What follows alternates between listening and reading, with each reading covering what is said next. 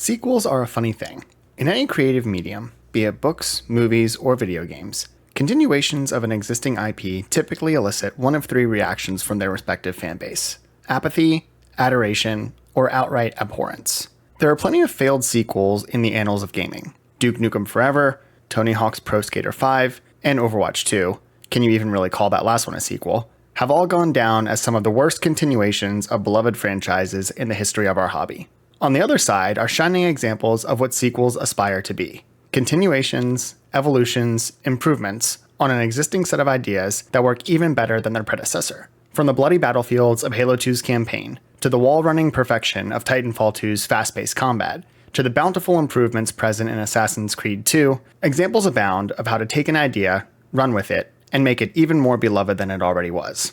I am happy to report that Remnant 2 most certainly falls into that second category of sequels. I am a self-proclaimed From the Ashes stan, someone who played the first game, recognized the underrated excellence that was on display in its replayability, combat, world building, and gear game, while lamenting that, despite many shouting its praises from the rooftops, it was never quite able to grab hold of its deserved time in the spotlight. Thankfully, Gunfire Games have delivered a sequel that more than earns a spot amongst those legendary IP evolutions I mentioned earlier, and that will be played and remembered fondly for years and years to come. For those who didn't play Remnant from the Ashes, you may be wondering what that game, and by extension this sequel, are all about.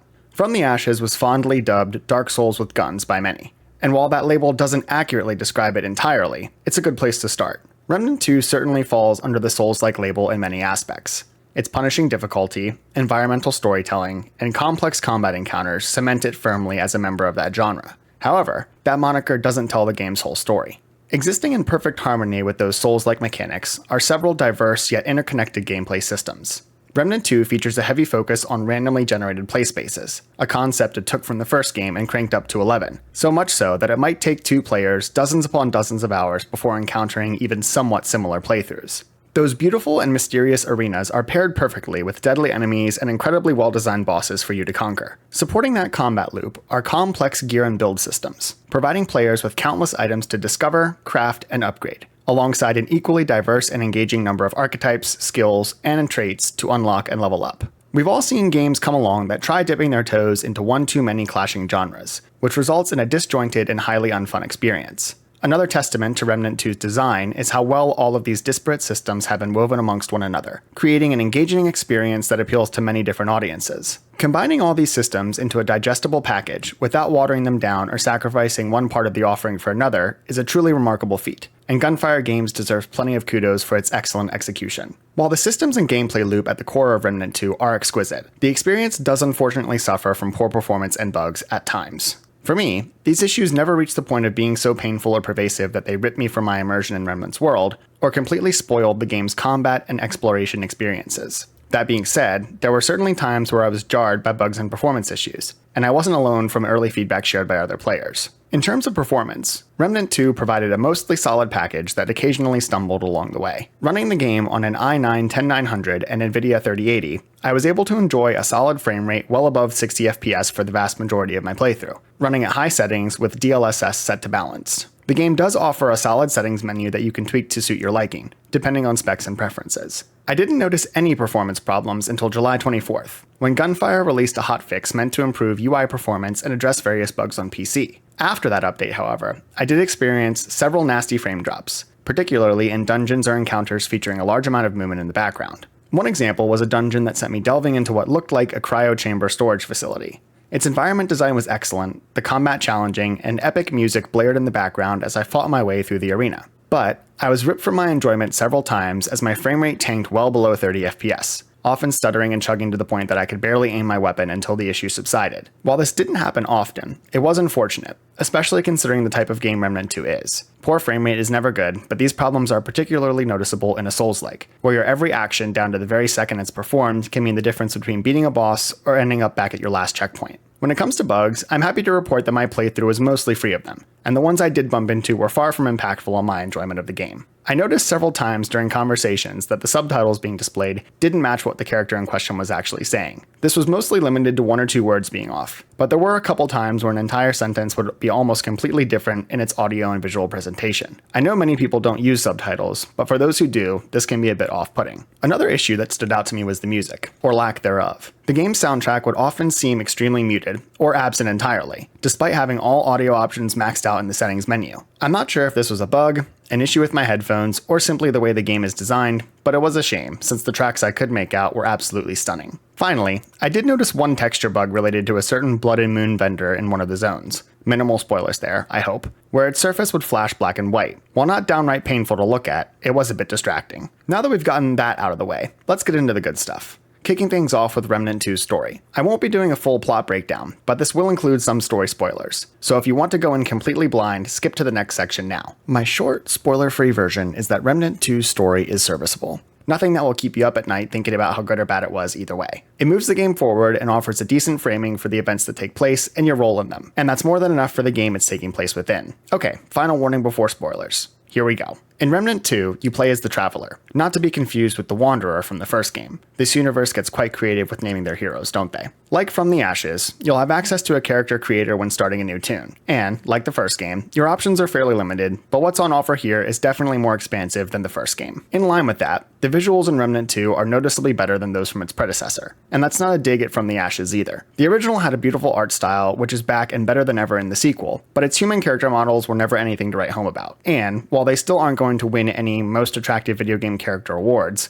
the improvements Gunfire has made compared to the first game are immediately apparent as soon as you enter the character creation screen. After tweaking things to your liking, a brief introductory sequence kicks off. You and your companion, Cass, are searching for the legendary Ward 13, a safe haven from the weakened but still dangerous route that overran humanity's homeworld years and years ago. This short prologue will help you familiarize yourself with some of Remnant's basic gameplay functions, or brush up on them if you're a returning vet, and before long you're delving into Earth's sewers just like the good old days. Unfortunately, the route finds you in short order, and it seems you're about to be struck down before the story even begins when, lo and behold, Beau and Clementine swoop in to save you. The duo takes care of the route, mostly thanks to Clementine's supernatural powers, and they then spirit you and Cass away to the safety of Ward 13, where your journey through Remnant 2 truly begins. After arriving, you're greeted by a cast chock full of returning characters from the first game. Wallace, Riggs, Reggie, Whispers, Ford, the old one, and more all reprise their roles, letting you know what's gone down since your last jaunt through their universe, and providing services like upgrading your weapons, crafting new equipment, and selling consumables.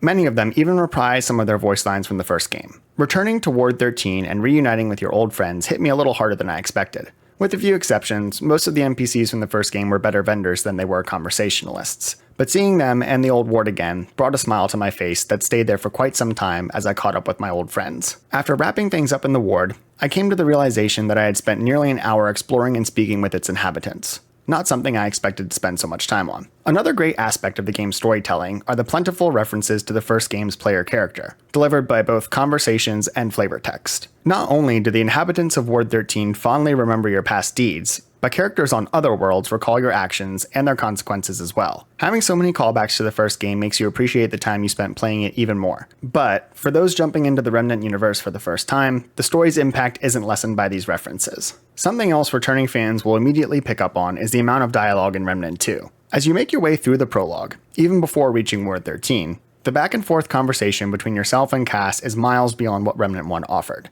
And again, that isn't a knock on the first game, but it's clear that Gunfire placed additional emphasis on that aspect in Remnant 2, and it's paid off, except for one particular instance. Throughout the story, there are some hilarious, almost cringe-inducing lines of dialogue spat out by several characters, but yours is to blame for most of them. Listen, I get it. Having a heroic badass front and center isn't a bad thing. I wish some of your lines were a little less laughable, but that is a small price to pay in the grand scheme of things for the focus on storytelling that's present here. After making the rounds in Ward 13, you join Founder Ford on a special mission, reactivating the World Stone housed inside the original Ward. Naturally, powering up this volatile teleportation device goes about as well as you'd expect. Ford promptly disappears into the ether and is soon joined by Clementine, who snuck in after you and is then sucked into the stone by a mysterious being on the other side. After losing your two new friends, you aren't left with much choice, and you too enter the World Stone, embarking on a journey that will take you across the universe before culminating in an epic battle with the root of all evil. See what I did there? It took me a little over 25 hours to finish my first full campaign run, playing on veteran difficulty and clearing every dungeon and digging through each map with a fine-tooth comb. The story's conclusion is epic, both in its gameplay design and implications for the universe, but I was left feeling a bit underwhelmed by its ultimate resolution. It wasn't a very satisfying conclusion to the saga we just partook in, but I understand why it was done this way. The story was always secondary to the gameplay, and in the grand scheme of video game plots, I've certainly played through worse. All in all, the game offers a decent narrative that comes to a mostly satisfying conclusion. While perhaps not tying things up the way I would have liked, the plot services Remnant 2's game design well enough to not leave me feeling cheated when all was said and done. And speaking of game design, how about we dive into the spaces you'll be exploring on your journey? For those who played the first Remnant, it will come as no surprise that the sequel's level design, visual presentation, and audio design are some of the best in the business. Everything veterans love from the first game is back and better than ever, and newbies are in for an absolute treat as well. Simply put, Remnant 2's environments are breathtaking, both in their looks and their scale. Whether I was winding my way through the Victorian-style streets of Lossum, delving deep into the drizzier tombs on Nerud, or snaking my way through the root-infested jungles of Yeisha, each biome is incredibly beautiful in their own unique way. The graphical quality in Remnant 2 is a clear improvement over the first game. While From the Ashes featured some gorgeous environments, it's obvious Gunfire spent plenty of time upping the fidelity of what's on display here. At times, I felt like I could reach out and touch the jungles of Yeisha as I wandered through them, stopping frequently to take in the sights and sounds around me. Although I will readily admit that I've been a Yeisha stan since the very first time I visited the world in Remnant 1. While the order in which you'll experience the game's biomes will vary each time you kick off a new playthrough, my journey first took me to Lossum, then Nerud, and finally back to the familiar yet different foliage of Yeisha. While each world certainly grabs your attention, landing on Lossum really blew me away. Stepping out of the void and into a beautiful golden palace, surrounded by towering statues and foreboding cathedral-like architecture, took my breath away. In fact, I could have sworn I stepped into Elden Ring for a moment. My appreciation of the world's design only grew once I ventured out from the Fae's domain into the streets of the Dran, and the duality of Lossum was fully revealed. The contrast between Fae and Dran might seem jarring in other circumstances, but Remnant 2 manages to blend depressing cobblestones with delectable elven architecture in a way few other games can. And the variety of characters on display is just as intriguing and often revolting. Yes, I'm talking about you, Jester. Thanks for the cards, though. I won't say too much, so not to spoil it for those who haven't met her yet, but a particular NPC in Lossum absolutely blew me away, in beauty, scale, and the sheer presence she exuded during conversation. Her initial reveal was incredible, and each time I returned, I was struck by the same sense of awe that never seemed to fully fade away. I then made my way to the barren wastes of Nerud, a stark contrast to the beauty on display in Lossum. One thing that immediately struck me was the openness that spread out before me. While you can't wander off into the sand, dust, particle storm forever, the feeling of openness was a stark contrast to the cloistered halls and winding alleyways of Lossum, which never felt that small until I stepped foot onto Nerud's barren wasteland. Another stark contrast to the shining halls of the Fae was Nerud's bleak atmosphere. However, what seemed dull and gray at first gave way to a hidden beauty all its own. That feeling only grew as I delved into the planet's dungeons, many of which made me feel like I had been transported into a Matrix movie. Winding my way through ancient, broken machinery, surrounded by unknowable robots and zombies, I was struck by the mystique of this seemingly barren world, and wondered what secrets were hidden in its depths that I had yet to uncover. I was then thrust into the beautiful jungles of Yeisha, a new world to explore for many, but a triumphant return to one of my favorite video game locations for me. Yet the Yeisha of old had been supplanted by a new version. Still beautiful, but corrupted by the insidious root, which had spread across the planet since the Wanderer last stepped foot in its twisting jungles. The blue foliage from the first game had been largely replaced by a new red variety, a foreboding contrast that remained beautiful all the same. Whether delving through underground temples or clambering across floating rocks high up in the sky, Yeisha's unmistakable beauty was on display at every turn. There are 2 other zones you'll progress through during your playthrough, but I don't want to spoil them too much. Suffice it to say, each of the game's 5 locations has been painstakingly crafted, and Remnant 2 offers a visual spectacle at every turn. To match these environments, Gunfire has created a beautiful soundtrack to accompany each one. From the calming tones of Ward 13 to the heart-pounding tempo of a dungeon on Nerud, to the epic orchestral backdrop of your clash with a boss in Lossum, the game's music perfectly matches the on-screen action throughout the entire experience. And there are several homages to classic tracks from the first game that help returning players feel right at home in the sequel. I only wish I could have heard more of the game's music, because when I did, it really was that good. Now let me stop gushing about how much I love the environments and music, and let's get into the real good stuff. Combat. At its heart, Remnant 2 is about combat. the act of shooting and hacking your way through the plethora of enemies developed to test your mettle. And, in another stroke of brilliance, Gunfire has taken the exquisite combat loop from Remnant 1 and fine-tuned it into a near-flawless experience. My first playthrough was done on veteran difficulty using mouse and keyboard. I chose M&K because it's how I played through the first game, but I briefly toyed with a controller in adventure mode after completing the story, and both inputs feel snappy and responsive in ranged and melee encounters. I've also seen loads of people vouch for how good the game feels on controller, and with it being a Souls-like, using a gamepad will have you feeling right at home. As for the difficulty, I actually played through the first game on regular, but was looking for a bit more of a challenge this time around, and I'd say between the two options, veteran was the better experience for me. The vast majority of enemies felt challenging yet fair. Minors, majors, and bosses all had the right amount of health, dealt the right amount of damage, and offered the expected level of difficulty, for the most part. One thing that became apparent very early on was the harshness of the game's level scaling. I entered a level 4 dungeon on Lossum at level 2, and promptly got my ass handed to me for 30 minutes straight before coming to the realization that I should probably circle back around to it later.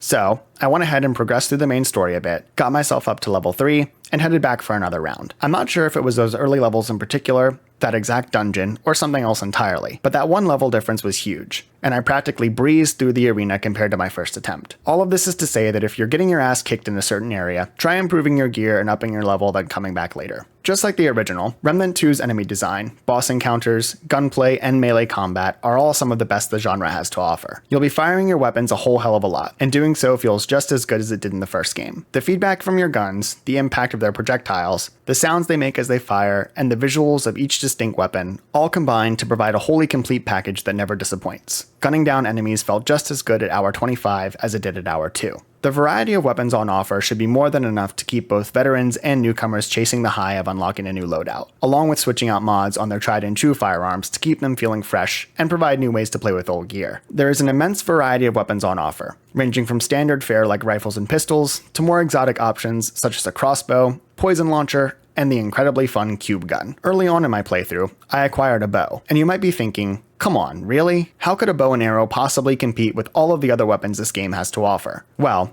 I ended up using that bow up through the very last zone of the game. Don't sleep on it, I'm telling you. Melee weapons are a similar story, with a wide variety of unique options that can be customized with mods and combined with your other gear to create some incredible builds. During my time playing Remnant 1, I always saw melee weapons as secondary to firearms, a last resort when I was low on ammo or backed into a corner with nowhere to go. But I always loved seeing videos of players with absolutely bonkers melee builds that could melt bosses in seconds. If you find a sword, or axe, or claws that you like, or that you think could be the centerpiece of an OP build, don't sleep on them either. The addition of a firing range in Ward 13 is a great upgrade from the first game, allowing you to not only get a feel for each new weapon as you craft or unlock it, but also perform DPS tests before even stepping foot into a hostile environment. When you do venture out into the unknown, there's plenty of excitement and danger awaiting you, including some incredibly well-constructed and challenging enemies that make the combat loop in Remnant 2 just as addicting as the first game's iteration. Enemy design is once again largely impeccable. Minor and major enemies both telegraph their attacks perfectly, and you can start recognizing each new enemy's distinct attack patterns within the span of only a few engagements. There is a truly massive variety of foes on offer, not only across the game as a whole, but within each distinct biome as well. You may encounter 1, 2, 3, or more subsets of enemies within a single zone, each with anywhere from 3 to 4 to 5 unique combatants or more. When I first arrived on Yeisha, I was slightly disappointed by an apparent lack of enemy variety compared to the zones I had conquered before. But about an hour later, the game was right back on track, pulling out some incredibly surprising and downright creepy encounters. Like the first game, there are also some truly rage-inducing enemies as well. The self-immolating fanatics from Lossum and the shielded ball robots on Nerud are two that come to mind. Both gave me some gray hairs, but the shielded balls were particularly unfun to fight. Yeah, those guys for sure. Another welcome carryover from the first game is its finely tuned combat audio. There were countless times where I'd be facing off against one enemy, would hear another preparing to attack me from off camera, and from the audio cue alone was able to perfectly time my dodge to avoid their attack. It's a testament to the game's spatial audio that even in the midst of chaotic boss battles and scraps with hordes of enemies, each sound is clear, distinct, and easily recognizable at all times. Not everything related to enemies in combat is sunshine and rainbows, however. There was a stunning lack of awareness on display from many of the game's enemies. There were times I could practically walk up and tap them on the shoulder before they noticed me, and their audio and visual detection radii could definitely both use a little tuning. Another major pain point and this could just be a personal pet peeve, so take it with a grain of salt, was the lack of a reload indicator for most of the game's weapons. There were so many times where I'd be standing around waiting for my gun to reload, with no idea of when the reload would actually hit, so I could start firing again. Another problem that compounded this were some excruciatingly long reload times for many of the weapons I tried. To end this section on a high note, the Labyrinth from Remnant 1 also returns, but it's been expanded into its own distinct combat zone, albeit smaller in scale than the 3 major biomes. The enemy design here is completely new, and this mysterious intersection of realities offers a good mix of fodder and fearsome enemies to keep you on your toes as you jaunt between various dimensions, and also features one of the coolest boss encounters I saw during my playthrough. Speaking of which, we should probably dive into Remnant 2's incredible bosses as well. The first game's excellent boss design has also been carried over into Remnant 2, and these encounters are every bit as challenging, heart-pounding, and massively rewarding to complete as they were before, with one major exception. The bosses in Remnant 2 are, to put it plainly, some of the best I've seen in a Souls-like, or any game for that matter.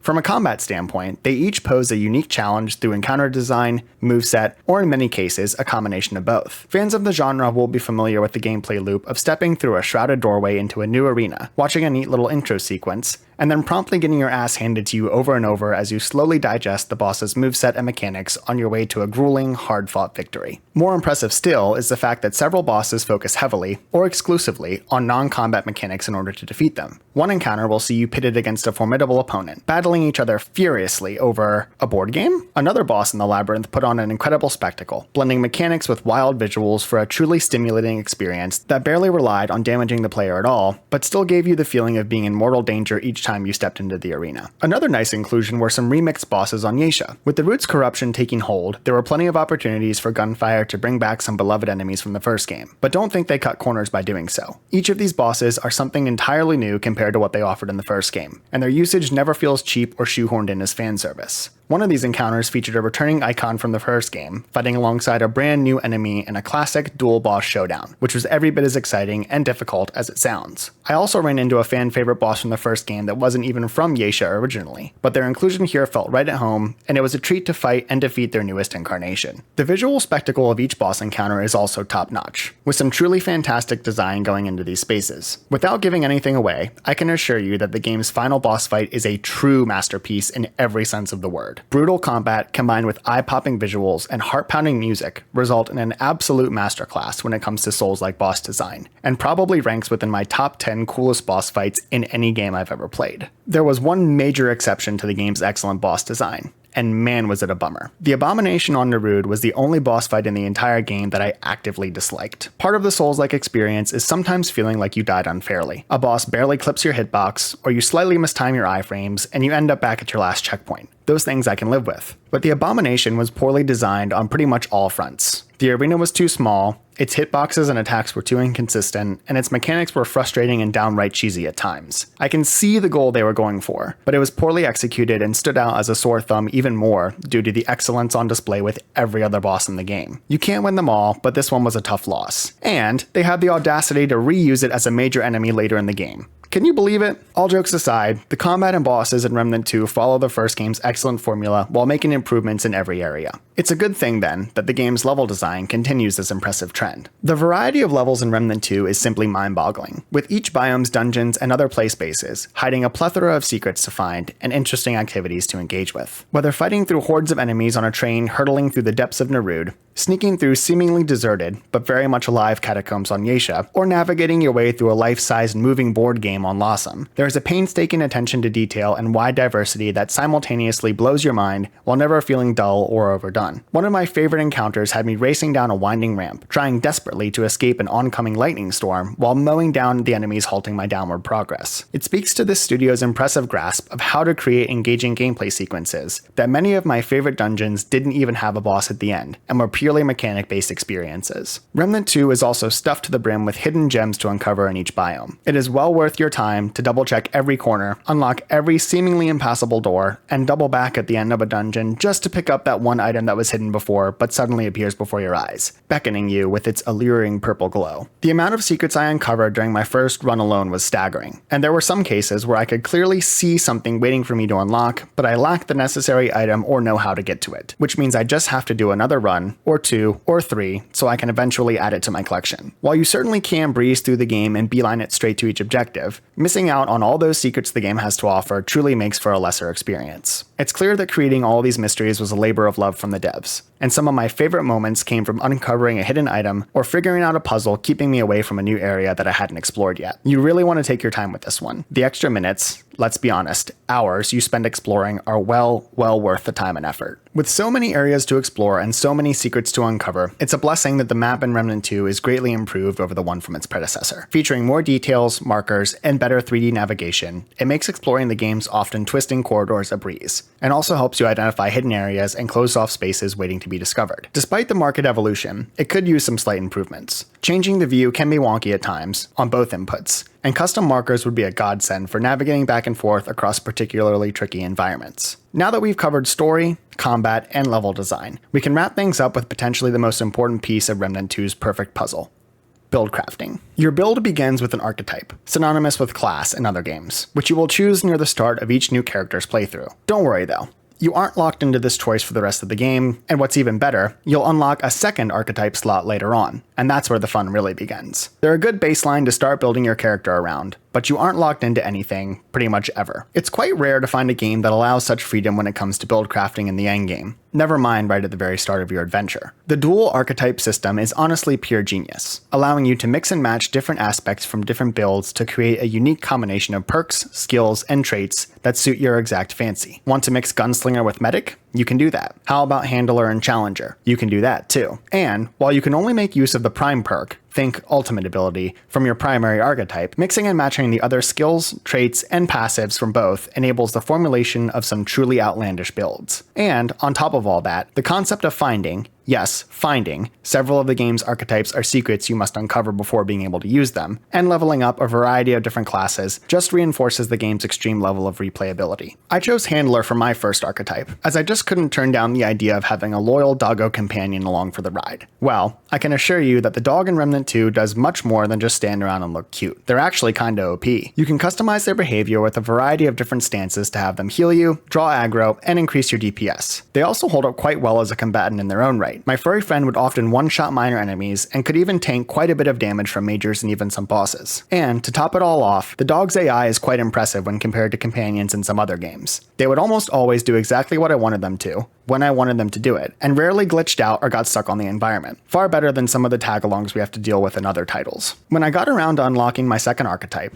I chose Medic, and this combination turned out to be quite formidable as someone who played through the entire game solo. Being able to draw enemy fire with your companion, shield yourself from damage and regenerate health, on top of dishing out damage with your weapons, served my playstyle quite well the whole way through. The best part is, the other archetypes I haven't even touched yet are just more reasons for me to go back and play the game some more. Beyond your archetypes, you'll have an avalanche of gear to choose from when further customizing your build. Beyond just weapons and armor, of which there are plenty, you'll also find dozens upon dozens of trinkets, relics, mods, and mutations to play with and further customize your setup. There's so much to choose from, it can frankly be a little overwhelming at times, but in a good way, where you aren't even sure which item to use because there are so many excellent options. One thing I noticed in contrast to the first game is that rings and relics seem to drop with such frequency that it was sometimes alarming, while armor and weapons seem to come fewer and farther between than they did before. While I only have one full run under my belt, I was expecting to see more guns and armor drop, but again, those are just 2 more reasons for me to return to the game and farm more gear. I almost didn't notice at first, but I reached a point roughly 2/3 of the way through my run where I stopped and said to myself, holy I feel powerful. Looking back, I could chart a clear path of progression where leveling up my archetypes, increasing my traits, upgrading my gear, and acquiring new items all came together in perfect unison to make me feel like an alien-slaying badass, which is the exact feeling I imagine Gunfire was hoping to elicit from their players. And to that I say, well done. One somewhat conflicting point about gear is the lack of set bonuses that were present on armor in Remnant 1, where before, acquiring and equipping an entire set of matching armor could provide build-defining bonuses. In Remnant 2, armor has a somewhat reduced role, serving more as stat houses than anything else. While I can see both sides of the coin, I do think armor feels a bit lacking in its impact on your build, and I hope to see a system like mods added later down the line to increase their customizability and impact on your playstyle. The most major complaint I've seen thus far has been around the cap on trait points. For those unfamiliar, Remnant 1 had a gameplay loop where, if you devoted enough of your life to the title, you could eventually unlock and max out every single trait across the entire game, effectively transforming you into an inescapable machine of destruction. In Remnant 2, this is not the case. There is a cap on how many trait points you can acquire, meaning the juiced up, maxed out builds from the first game simply aren't possible to create. The devs have already spoken on this topic, confirming their design decision to limit trait points as a way to make your investment into different options more meaningful. In the words of Syndrome from The Incredibles,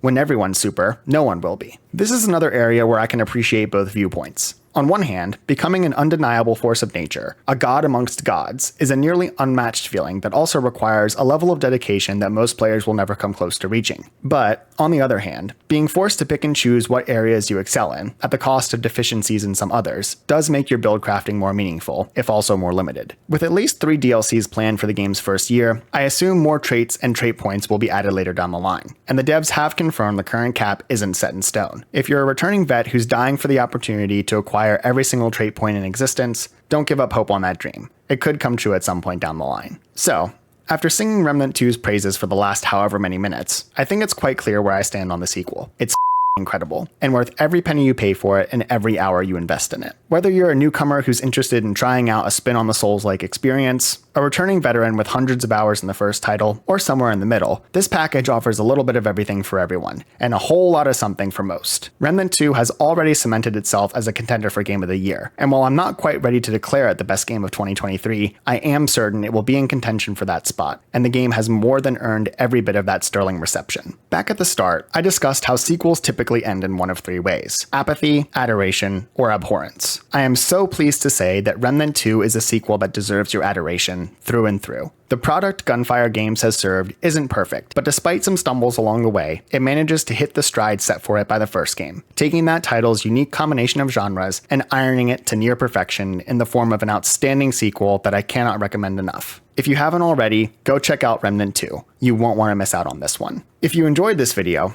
make sure to like and subscribe for more gaming content, and let me know your thoughts on Remnant 2 in the comments below. Thanks for watching. You're a real one, and I appreciate you. Catch you later, homies.